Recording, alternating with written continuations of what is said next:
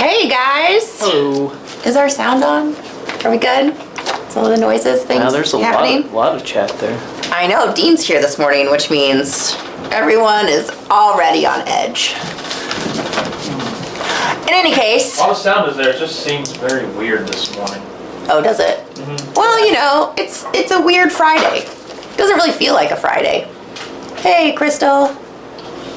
Alrighty, so welcome everybody. I see people have been chatting for like a good half hour, so that's been awesome and fun. We've got the bell knife skiver over here to our left. We've got our strap cutter over here to our right, and then being built is the splitter that will be in here shortly, which will be the last thing that we go over today. So, and hopefully everything there runs well. It'll be great. It's gonna be great. Alrighty, so I think we're just gonna jump right in to the bell knife. So this is the one that we're using is our shop model. This machine has not changed in a really long time. If you know, have been to like some old Amish antique stores, you've probably seen a version of this that's just 100 years old. This is an artisan machine. It is not a Cobra machine, but the Cobra machine setup is it's identical. It's just gonna be brown. I don't think that it has a clear cover here. No. No, it does not have a clear cover here, so that is another, that's just a difference. Otherwise, the machine setup is the same.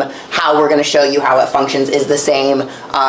This is, if you do buy a Cobra machine, it will come on a platform like this situation. Very similar to the 3 and the 26. Correct, yep. So that's what it will look like. I think that for the NP4 and the NP10 both come in a similar situation. So this is going to be the similar version to the NP4. The NP10 is a heavier duty version, so if you're working strictly with like skirting leathers that you need to skive, then the NP10 would probably be what you want. If you're working with lightweight wallet interior bag leathers, you want to go with the NP4.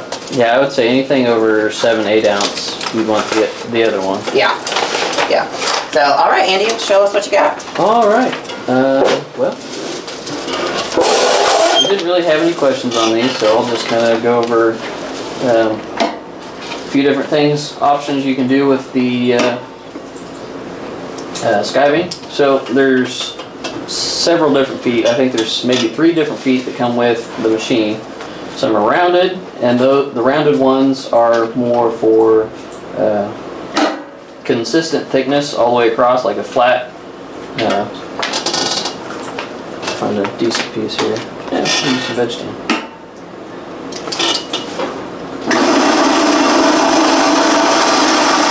It's a very You can see a little line. Yeah, it's very flat. So if you're doing like folded edges, I like having a flat one. If you're doing wallet pockets, you can adjust the angle so it will be a taper off, so it will be thick all the way to very thin. Anyone go to jail for this now? And it'll make it so when you're stacking pockets, you're not gonna see it through the existing pocket as you stack it. So instead of a hard line, it's a gradual line. Yeah. You can go, I think it's up to, what does this one say? Andy, do you want to kind of, let's start maybe with a generic, what is a bell knife? Like, what does that mean? What's happening here? So, this is your bell, and it's also the knife. It's very similar to a leather splitter, but it's for rolling your edges, thinning edges. Like if you, let's say you have 3 or 4 layers of one thickness, you're gonna have a really thick edge. If you want that edge to be thinner, like if your sewing machine can't do that thick, you can thin all your edges down, and you can make it up to half or even less than half of what it was. I have seen people use this to thin down a whole piece of leather, like running it through multiple sections. You remove the stock from the back and you just kind of send it through one section at a time. I used to do that. Let's see if we can get this one to do it. Now, this is probably 6 ounce. I'll take a little less off so it's... With veg tan, Hey Tony, could we move our camera a little bit up so that we can see the screw on the top of the machine?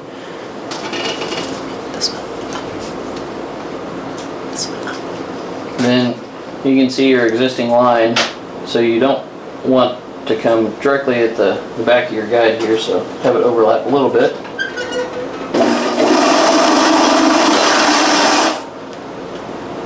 And you just keep going if your guide is out of the way.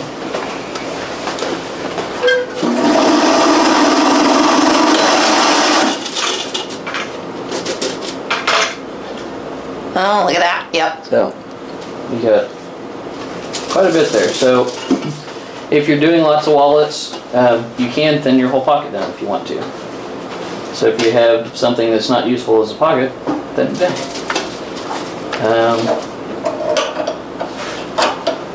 Readjust this a little bit. Oh, nice. And this little bar right here, this is how much you want to take off, like width-wise, off your material. Right, so kind of like a roller edge guide. Yeah. Just how much you're going to skive. My mom and I, we use this to make a lot of purse straps. So we'll cut out all of our different straps, whatever width we want, and run them through there. So we don't have to buy it at weight. You can do round corners. You can do a piece cut here. So if you're doing like a travel bag and it has the little cutouts, I'll show that here in a second. But if you're starting on a project that's not just a square corner, I always like to lift the foot and then place it back down.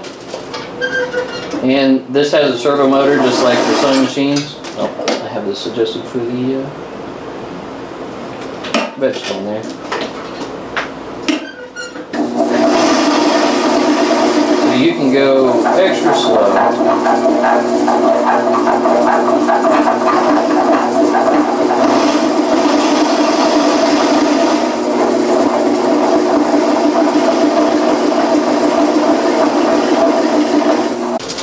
Through, so if you skive one side and you turn the corner to do your second side, how do you feed it in there without it eating the corner? Which I know eating leather is a specialty of a bell knife skiver. Yeah, so machines can be very finicky. One thing, here, let's see.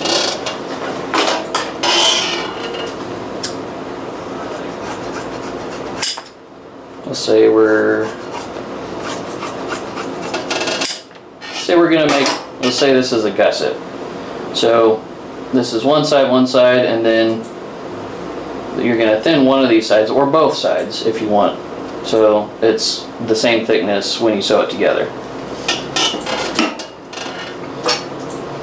And I'll start with the ends.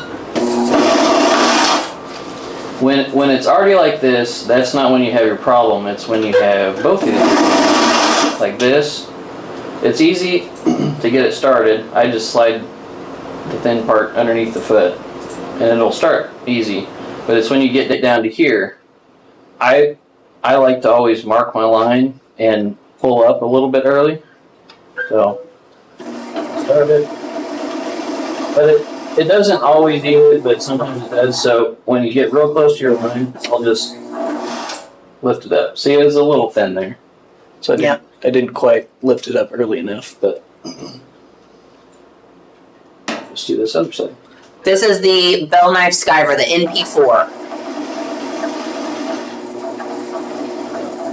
Go as slow as you want. When you get close, just lift it. That side was a lot better. Sometimes there's a little ridge, and you can either sand that off or just leave it be. So this David said that he has a bell knife skiver and he's pretty happy with it, but he has problems adjusting the feed. I think there's like a heart over the feed. When I have it set to the right depth of skiver, I need to help pull the leather through. So there's a couple of different things with that.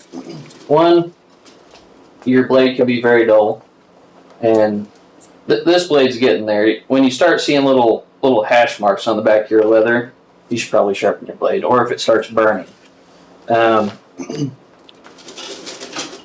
If you have to feed it through yourself, try taking off multiple passes, because that's the problem with veg tan is a lot of times it doesn't like to get started because it's very, very stiff. But once you're started, let's see, I'll just cut off a piece of real thick stuff here. See, Saucy, if you are looking up any of these machines, either on our website or Cobra's, you can just literally type in the machine that you're looking for. So if you're looking for the NP4, type in NP-4. If you're looking, like we're going to do the strap cutter, type in strap cutter machine, and it will come up. So this is a probably 910 Latigo. It doesn't quite want to go. So I'll try and take a little bit less off. And once you got it started, it went. But I still took a lot off there. I'll try and take even less off, see if it'll.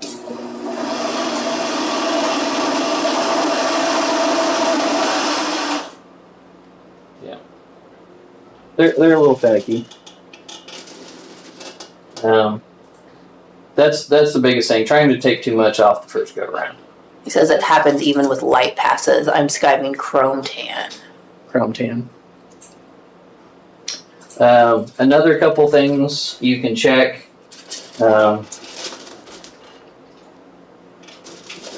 It's hard to. Tony, the front one, Sorry, what do we want? the front camera. No, I mean, I'm sorry, this other one, the front for the Directly machine. front here. There we go. Okay. Scissors. If you've had your machine a while, and I always like to have the edge of the bell knife almost flush with the edge of your guide. Because if there's a big gap, it's just basically either not going to feed or it's just going to go up and over the blade. That's another thing you can check. But before you move your blade forward, you want to make sure your stone is down so it doesn't contact. And you can just pull out on your whole assembly, or you can take your spring off and adjust it over and then readjust there. That would be another thing you could try. Just like on cleaning out like a belt sander wheel, you could get a natural rubber like belt cleaning eraser. We do sell those.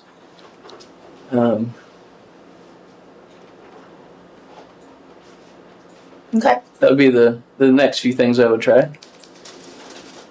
So maybe talk a little bit about that now, is the different adjustments that you were just wiggling with there. Yep. I'll show one more just quick little thing. Okay. On doing this, like if you're doing cutouts on a Ooh, an interior corner. yeah, you can't just do outside. You can do interior if you want. Let's see if I even have this adjusted here. Cool.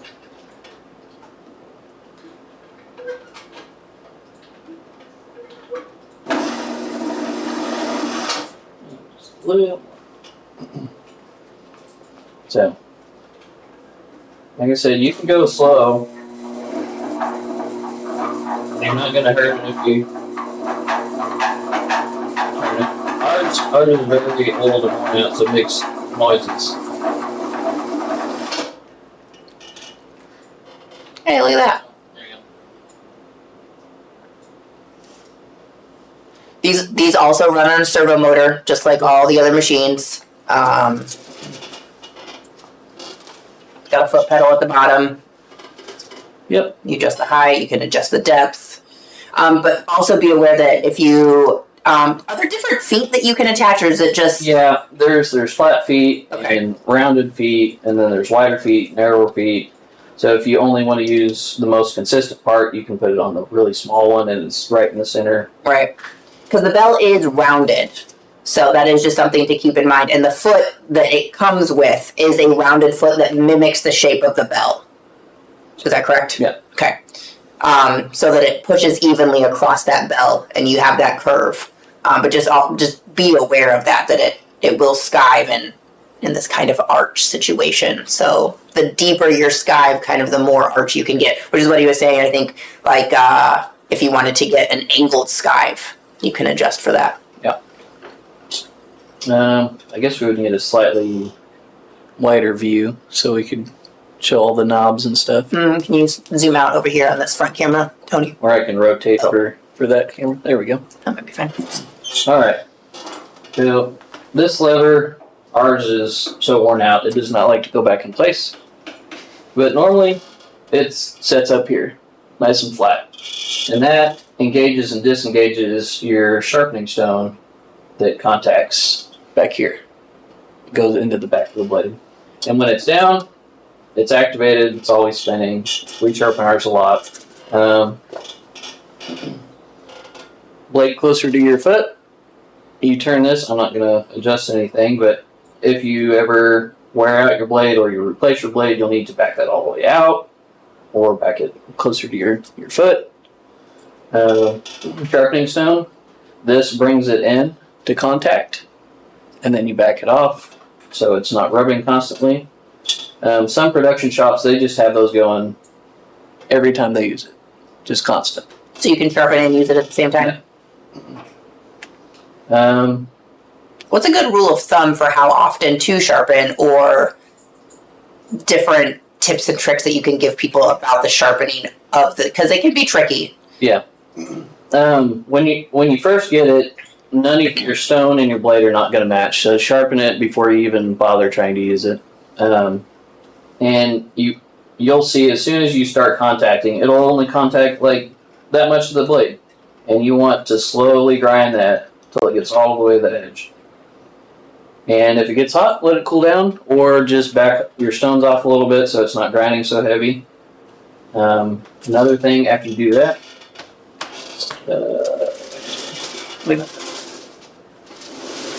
sharpening stone. Maybe this is a little handle. No. Well, there's a little ceramic rod that comes with it to take burrs off of the inside of the blade, and you don't hold it very long. As soon as this is all the way to the edge, you just barely tap it, and you'll feel it go from slightly snaggy to very smooth, and you just pull it off again. If you hold it on too long, it will mess up that inside of the bevel, and then you'll have to grind this down even more to get rid of the bevel on the backside. That bell should last for a really long time. We just replaced this one, I don't know, probably 4 or 5 months ago, and I'm not Probably like 10 years. Yeah. A long time. The stones, almost as long, depending on if they explode or not, which doesn't happen very often. Don't get it too hot. Somebody asked if you could talk about cleaning the stone again. Cleaning this, the top roller stone. Probably. There's all kinds of different things you could do, but the best would be a rubber eraser, like a natural rubber belt cleaning eraser. What do we call ours? Do you know? I think we just call it the glue eraser. Glue eraser. Mm-hmm. Just back your stone off a little bit or loosen it so it's not gumming up your blade, and just run your machine and run it back and forth across it. And don't be afraid to, it'll look like the eraser is smelting, but it's not. We do not carry a replacement blade. We could order one for you if you wanted to pick it up in the store from Leather Machine Company, or you can just order it from Leather Machine Company if it's shipping to you. You ready for the big Delivery! the other one? Yeah, if you just put it up against the wall. Learned how to put it together and how to operate it. Thanks. All right. Go back to the front view, the big front view. All right. Just adjust this a little bit. So you've got all kinds of knobs over here. So there's knobs on this back side too.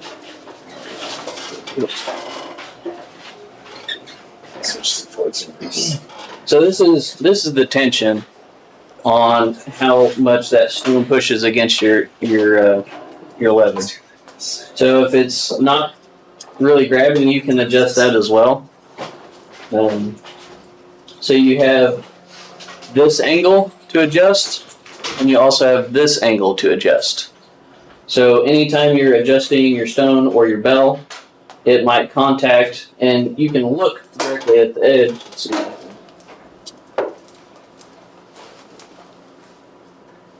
Let's see. Ooh. Like can we go back to the zoomed in one? No, because it's going to be in a weird Oh. spot. Nope, I got you adjust. You stay there and I'll fix it. Hang on. Here, lift this one back. There. You got it right on Justin's Like right here. Hang on a second.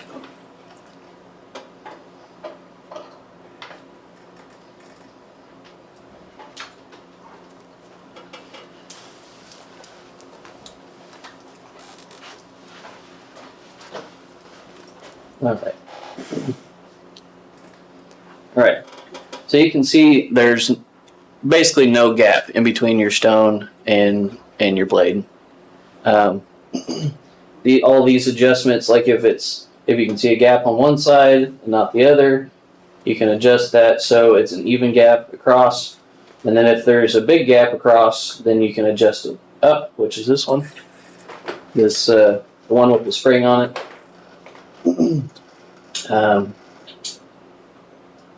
Yeah. How do you adjust your tilt back and forth? The tilt back and forth is this one right here. Your bottom knob. That adjusts front to back. And then you've got this one, which is towards the stone and away from the stone. Or from the bell, sorry. That's pretty much all of the, well, I guess we do have on the back of this machine, there is an adjustment screw for your foot. So you can adjust the angle of your foot depending on which way you want your belt will be. I guess I can play with that too.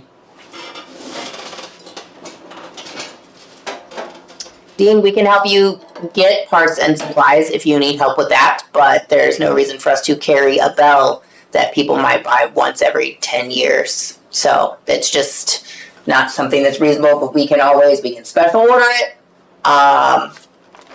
or we can help you get it from Leather Machine.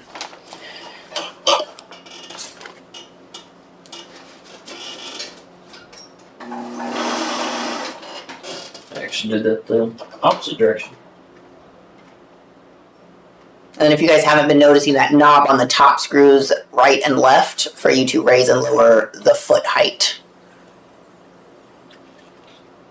And you want to make sure your foot never contacts because it will wear your foot out.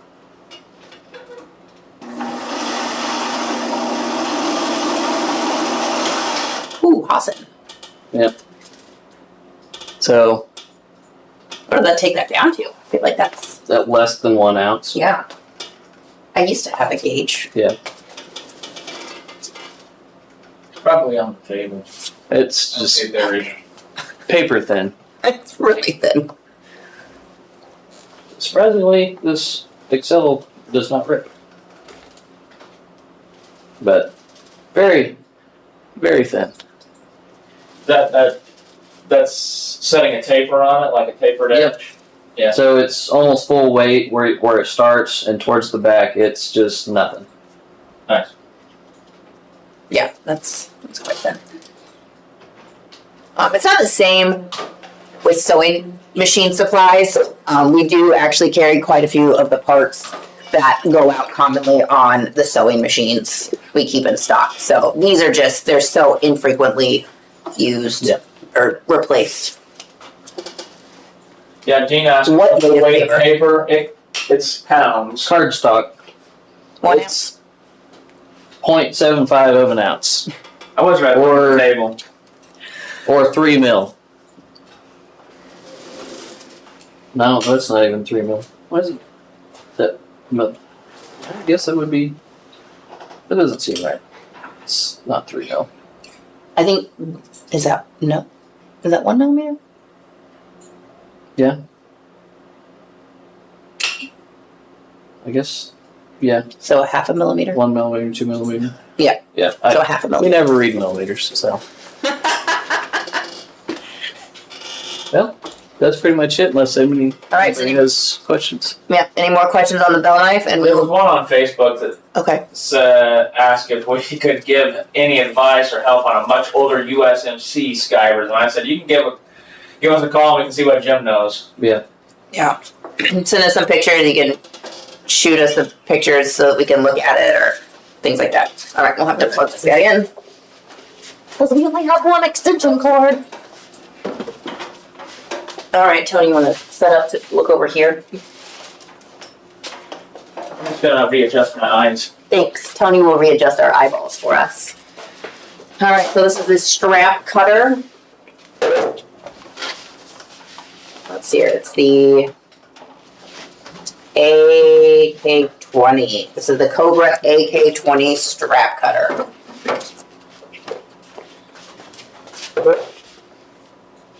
So we use 2 of these in our shop daily. Just a couple things. The spacers that are in it right now, we had custom made. All of the strips that we manufacture are 1/16 undersized from their actual call out. So if you buy an 1.5 inches, it will actually be an inch and crap. I was gonna be really good at that. So there's A 16th under. yeah, 9/16. 7/16. There you go. 7/16.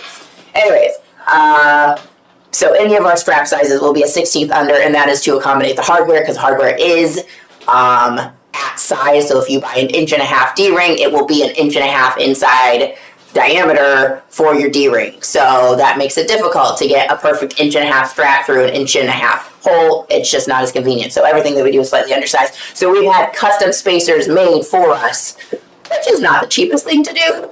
I don't know what the amp draw is on the Bell Knife Skiver, but it runs on 120. The motor is almost identical to the sewing machine, so it would probably be less than 10 amps. Yeah. So anyways, this thing, so standard from Leather Machine, I'll just say real fast, it comes with perfectly spaced 1.5 inch spacers. You get 15 of those and you get 15 blades. And then it comes with an assortment of metric size spacers that if you wanted to do a mix of different widths that were smaller than an 1.5 inches or maybe even larger, you could set up those spacers to accommodate, but they are metric size. So it, you might have a difficult time getting a perfect standard size measurement. We used to have ours color coded. Yeah. So you would know 3 It's of these complicated. makes up this, but you also have to think the thickness of your blade because it has a taper. So I was over there and I was asking Brandon, I was like, hey, just so I can confirm, our narrower sizes, like our 1/2 inch, are those undersized as well? And so what he did to measure is he took 2 blades, squished stacked them onto a spacer, and then measured it. And he was like, yes. Yeah. And so just that is, you have to take into account the thickness of the blade. All right. All right. Well, they've got a lot of blades on here, so I'm just going to show kind of how to do that. Take some blades off. Brownbird, if you're talking about the strap cutter, we're just getting started with it. But if you're talking about the bell knife, you can go back and watch it when we're done. Me. There is a lever right here that lowers your cutting surface. I mean, if you're starting to do belt production, this is a really great machine to invest in. If you do strap goods of any kind, like if you make, suspenders or firefighting gear, and you just need a whole bunch of different straps. You gotta remember which way this turns. This is a great machine. I mean, obviously we use it for belt strips to sell you guys, but This is reverse thread, by the way. so that when it runs the other way, it doesn't undo. Yep. Haha! Come here. We're not making any noise, Luna. It's fine. Well, before I do that, let me unlock this machine here. Current price on the strap cutter is $2,835. $2,835 plus freight.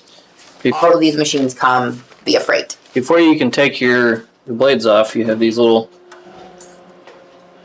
feet. I can't remember what they're called. I think they're called rakes, maybe? Mm-hmm. That sounds right. That is what they're called. Good job. And the sole purpose of this, they've got little forks on them that go around the blade. So if you try and run something without this on it, it will just continually wrap your leather up on the wheel. This basically peels it off as it's going through. And I'll leave. Yep. There's been many times where we've wrapped up leather in this machine, and it's not fun.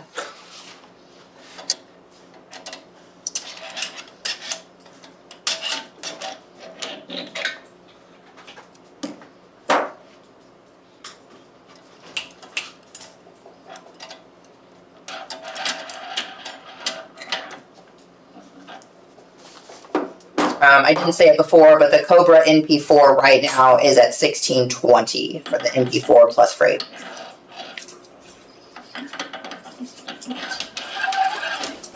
Just also, while Andy's getting that loaded back up, Leather Machine does sell standard size spacers. If you did want to buy specific different size spacers, it looks like they've got all the way from 1/8 of an inch, probably up to extra, let's see here, 1 3/4 inches. So 1 3/4 inches is the widest single, down to 1/8 of an inch.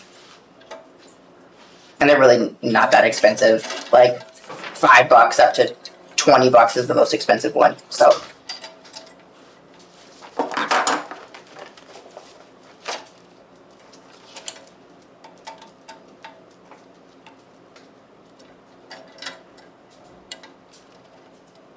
could that be used for get silver off of baby back ribs?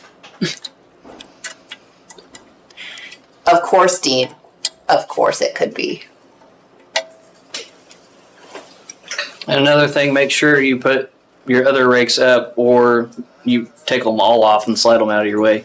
Because otherwise it's going to try and hook your leather off the table. All or nothing, Andy. Yep. All or nothing. Switch this back around to the front.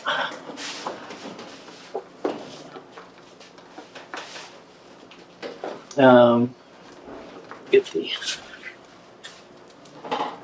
into the machine here. From your blades, your blade spacer is the only thing that matter. Otherwise, past here, as long as it is past this little ledge right here, For the thread. Yeah. So your threads don't just bottom out and everything just spins in a circle. Yeah. I was doing the make sure I don't cross thread it. You gotta go backwards first. Make sure you backstitch.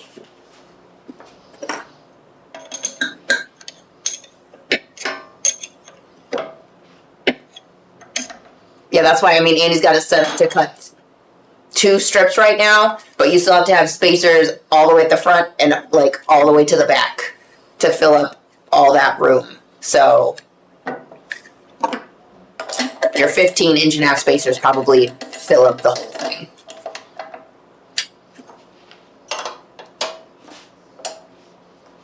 All right. I guess we're ready to go, basically. Just do this ladder first. Okay. So you'll want to start with a, I guess, rotate this somewhat. This.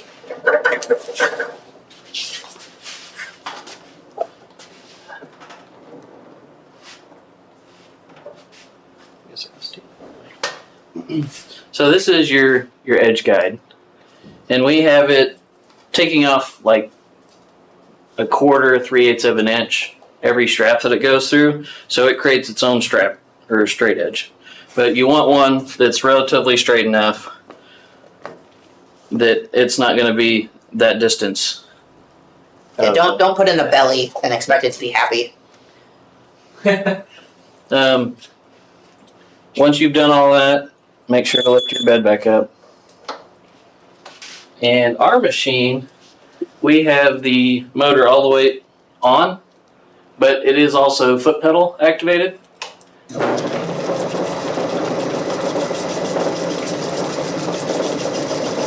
And you don't want to really force your leather, but keep it up there flush. Keep your hand away from the blade.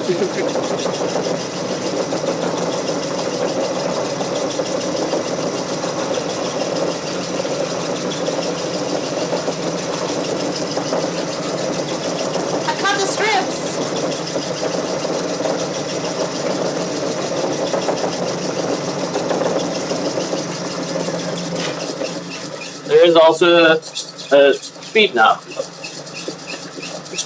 So if you want to leave it on, you can.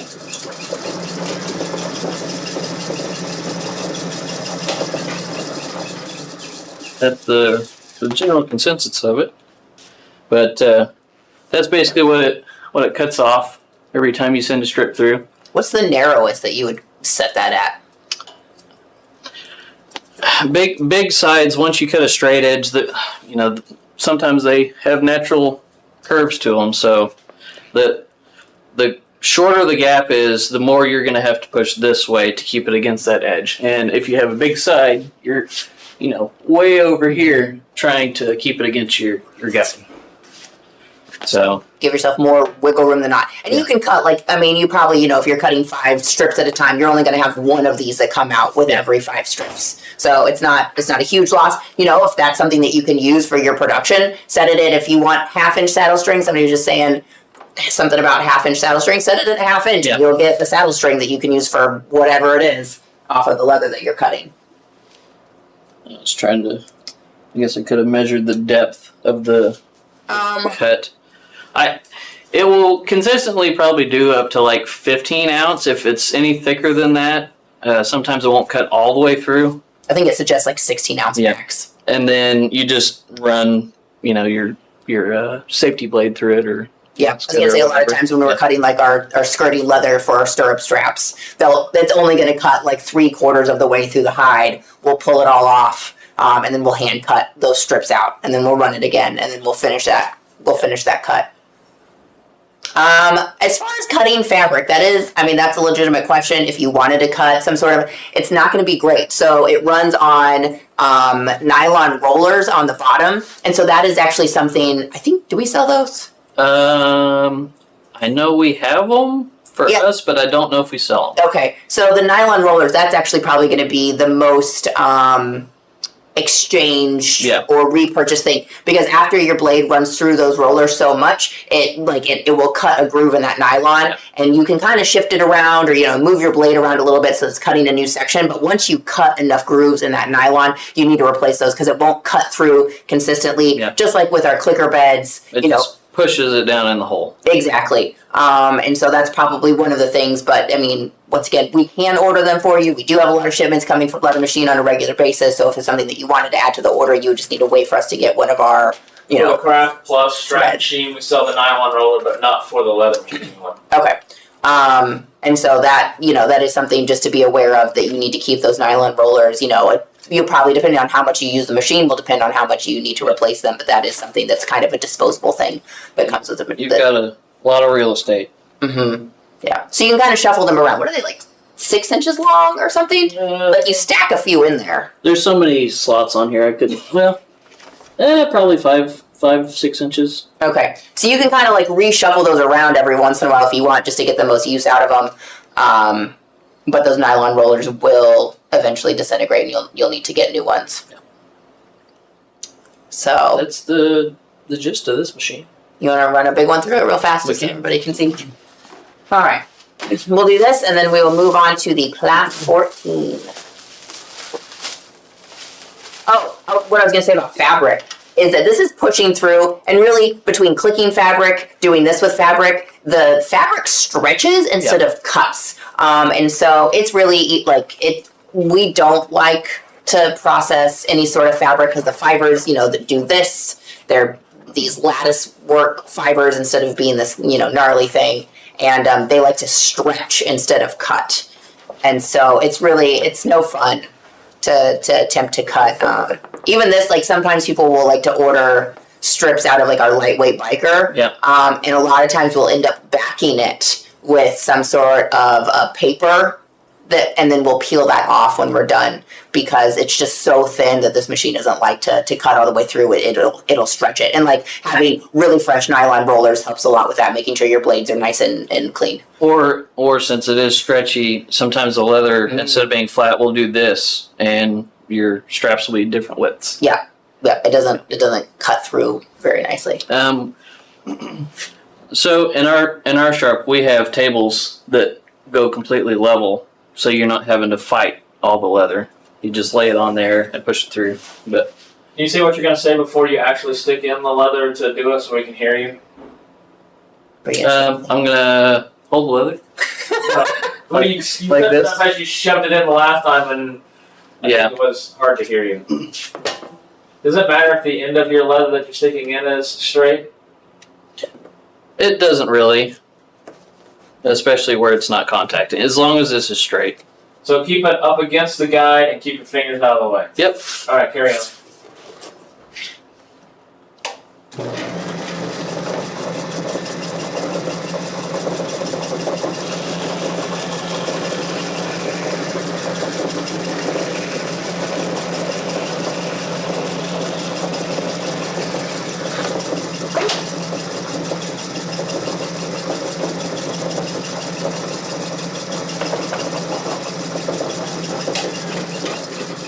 I don't know if you guys really could like see what happened when Andy put the leather in. It pulls it through. Yeah. It goes. So like don't try to chase your leather in, otherwise you're gonna end up losing some fingers. Yeah. Normally we kind of just keep our hands and we don't have to kind of help feed the leather. Yeah, because we do it at flat surface. It was a straight edge, and you can see just me fighting, adjusting it. You know, it's thicker here, it got thinner here, then back a little bit in the middle, and then back thick at the end because I was wiggling it, trying to help feed the leather. And that's going to be the only, that piece that you have right there is the only piece that's inconsistent with the width on the other ones Correct. is consistent. Correct. Yep. So that's Those why are. you give yourself like a guide spot to make mistakes. Yep. Yeah. Somebody asked about oiling the machine. Do you oil this one? This one, I don't think there is any oil points. Let's see, no red marks. There are, this is one big thing.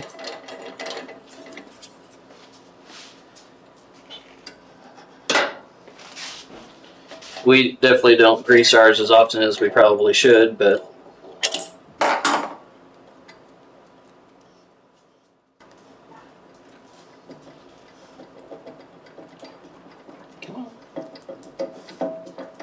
Or are you going to take the whole thing now? there is needle bearings inside right here. So every once in a while, just whoop. The camera that's over there. It's backwards for me. It's confusing. But just look at the camera and then point the thing at that. But You don't have to look at the just put a little grease in there every once in a while, and you should be good. Okay. Anybody have more questions about the AK-20 strap cutter?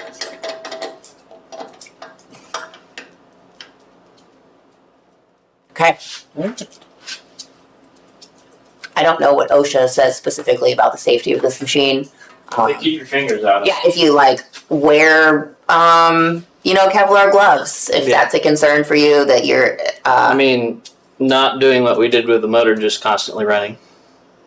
Yeah, don't do that. Because if your hands get stuck, you can't reach to push the button. Precisely. Is that why we put the button? Is the button somewhere else that normally? No, this is, I think, where they normally on the end, because you'd have a table generally here. Okay. On the end. Right. This is kind of a cool thing. I don't know if we can scooch this back enough to see in the front one, but like for us and all of our spacers, we built like this pegboard at the end. It's bolted on to the bottom. Yeah. We have each. Oh, does this one now see that? Yeah, there it is. So we've got that, which is just, it's handy for you to be able to see, or just like organize your spacers. Yeah, they're not all sitting in the box and you're through it. So, in any case, that's that.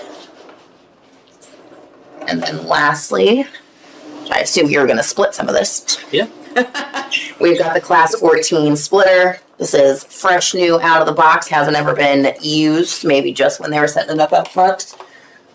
What if they ran anything through it first? I think maybe he said that they did. In any case, here's something. And you can hand crank these if you want. Oh, yeah. Yeah. Oh, is that a replacement for? No, that wouldn't be right.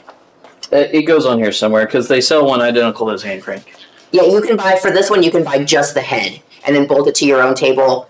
A lot of Amish people do a lot of leather work, and a lot of times they don't have electricity. Yep. So a leather machine does a pretty good job, I think, at making a lot of things. Thanks, Ryan. He said he does it both the handle crank and the motor.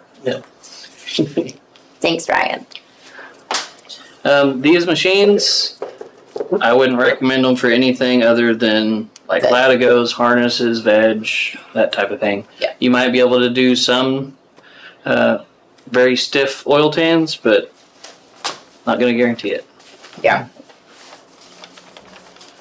These machines are very, very simple because they've been around for a long time. This is basically how much you're taking off, and you would just have to play around to get it to, you know, this number correlates to, let's say, 3 ounce. Not to say that it does right now, because you can adjust your top rollers and everything to get it exactly how you want. But yeah, you should be able to just pull out on this and adjust up and down. Ryan said that those were the ounces. Okay. What you want it down to. Correct, I think. That sounds right.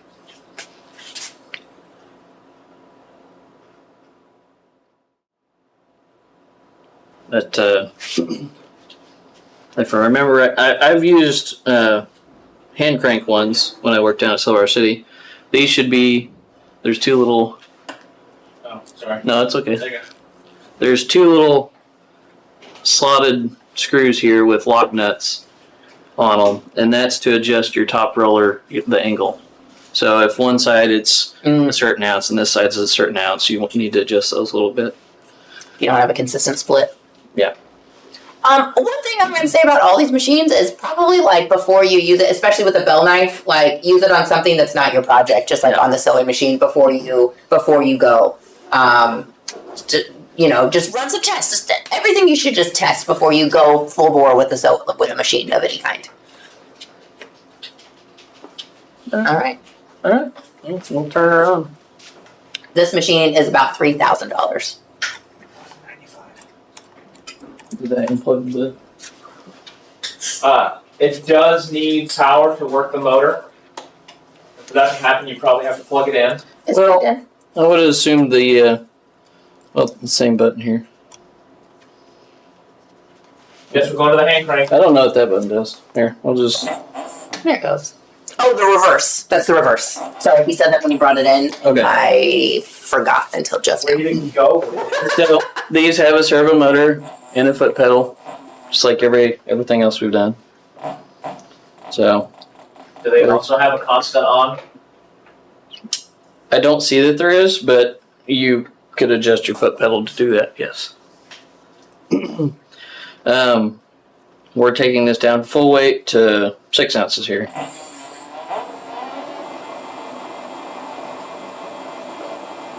Are we? Nope. That's why I said every machine, well, not every machine, but some machines you might need to play around, just like stitching through thicknesses, figuring out what the numbers on your stitch length means. They're more or less reference numbers, but let's see. So that's up. Let's go. Goodness. Let's go right there. I guess Cobra also offers a blade exchange program for this specific machine. There we go.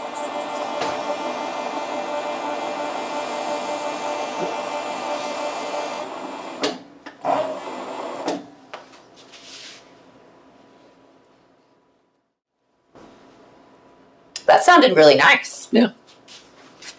So did it take off as much as I wanted?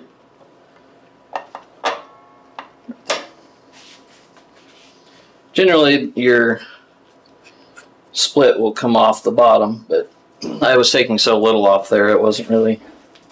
There we go.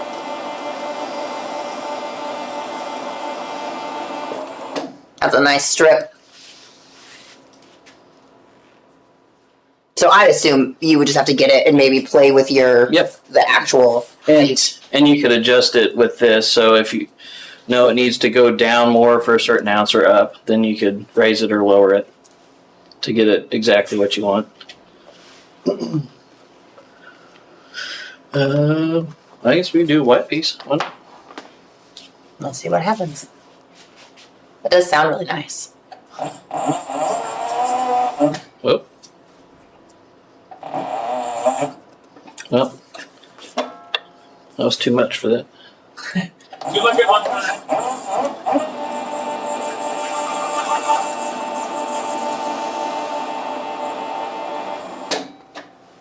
You might do a leveling pass to start.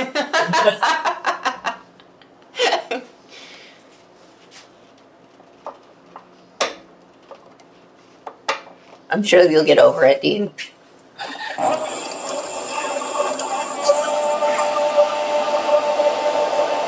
And I also bet that the belt's a little loose. Mm.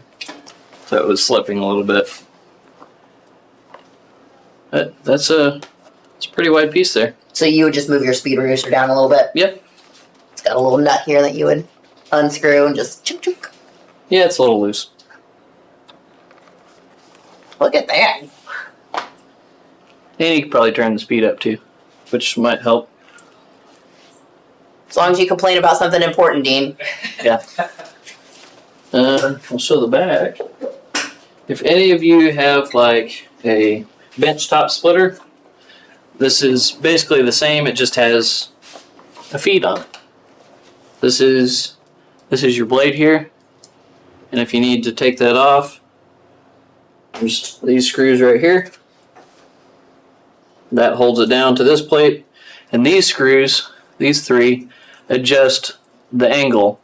So very similar to these screws up here, adjusting this way, it's adjusting if it's not grabbing, like you want the center of the blade to be the center of the roller so they contact at the same point. So if you have one that's behind the roller, it might not even grab anything.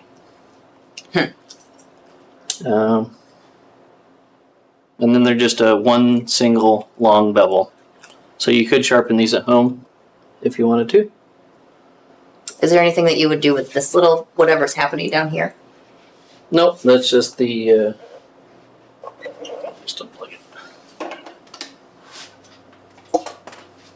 It seems like a pretty simple machine. It said that they mimicked it off of the old Landis 30. So This is just a spring when you're adjusting your height to push your rollers up and down. okay. That's all that is. And then these are just little guide blocks that your rollers are in that slide up and down in that groove as well. Very simple machines. We'd probably drop ship this, so if they come in stock 11 machine, they had been saying about 2 weeks. Yeah. So depending on where you're located, sometimes we ship here, but a lot of times we'll drop ship. We currently have 2 of these in stock, so if you were to order one, expect about a 2-week turnaround time. If Leather Machine has them in stock, depending on where you're located in the U.S., it could take a little bit longer, a little bit shorter. If they're out of them, then we can only give you an estimate when you call us. So Dean is real lonely on YouTube right now. So yeah, it just kind of just have to arrange with you the freight situation, make sure that you can receive freight, or if you can't receive freight, you have to find a distribution center near you for it. Typically, you're going to be anywhere. If you are a bit if I know a lot of you have businesses at your home, but that doesn't equate to a commercial business situation, with a dock. So most of the time you have to have a lift gate or forklift capabilities with this. If you have to have a lift gate, that does add an amount to the shipping cost. You're usually looking anywhere from, I'm going to say probably $300 up to maybe $450. If you are really rural, it might even be more than that for freight.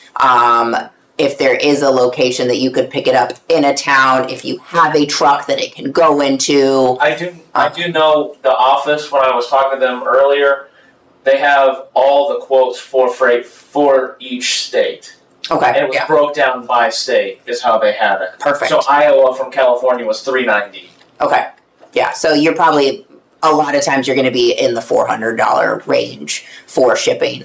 On the machines, And then you have to, there's, a whole kind of slew of things if you do call and order a machine that the office will go through with you. You need to make sure when you get it, you have to be there to sign for it. You need to check for damage, all of those things. If there's anything wrong with the packaging, you need to sign possibly damaged. We will do our best to work with you. Always receive the machine when you get it.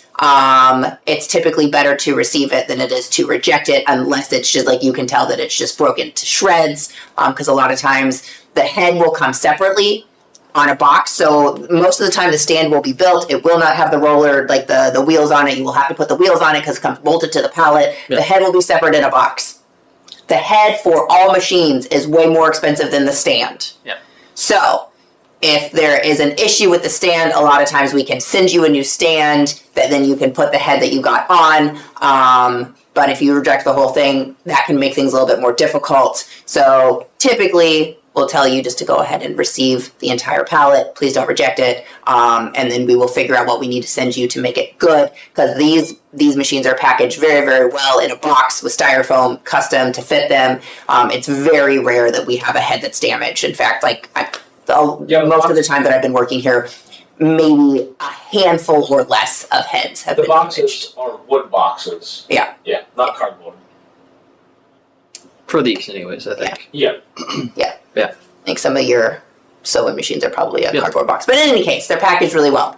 So, yeah, $400 for shipping on average is probably what you're going to be looking at. You got rental, you have rental places, like equipment rental places. Usually you can make a deal with them and have it delivered there. And they will. Yeah, I think and then you all can saying the same thing.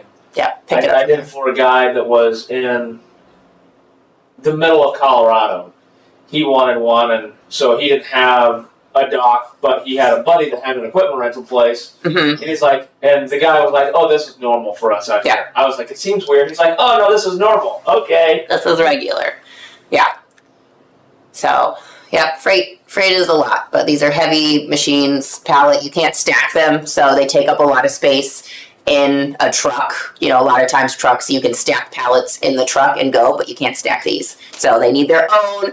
All the vertical space is taken up with your pallet. Each one is its own Yeah. Gaylord sized. And they're not light. So just if you are ordering a machine, you're probably going to need a friend or two when you get it to help you put it together in order to get the head onto the thing. These are cast, guys. This is not, none of these machines are just I'm just going to pick you up and go for it. We always have 2 to 3 people who load them into the pickups whenever people come to pick up.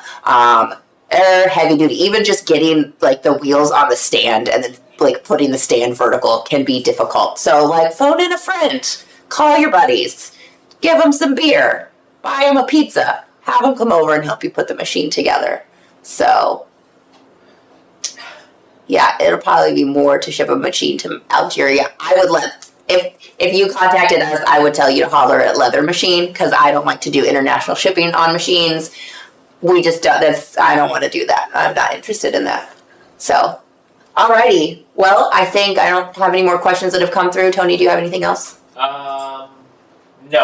Alrighty. Well, Andy, thank you so much for going through all the things. That's pretty much the basic of what Leather Machine sells. The NP4 has its brother, the MP10, which is a heavier duty, but same version. And this is about, there's a couple other lighter weight sewing machines that we didn't go over this week. If you do have questions about those, you can call us. But we don't move nearly as many of those. And depending on what you're doing, most likely we're going to talk you into a 20 or a 26 anyways. So that's what we got. So thank you so much for joining us, and we'll see you next week on Wednesday. I have Kevin here, and he will be coloring his inverted rose. So for anybody that wants to watch Kevin color, because I know I do, he's going to be using Angela's acrylic paints and coloring his rose that he carved a couple months back. And then on Friday, Alex from the sewing department will be in showing you guys some of our reseller stuff and some of the ways that you guys can customize them. So thank you so much, and have a great weekend. See ya. Bye.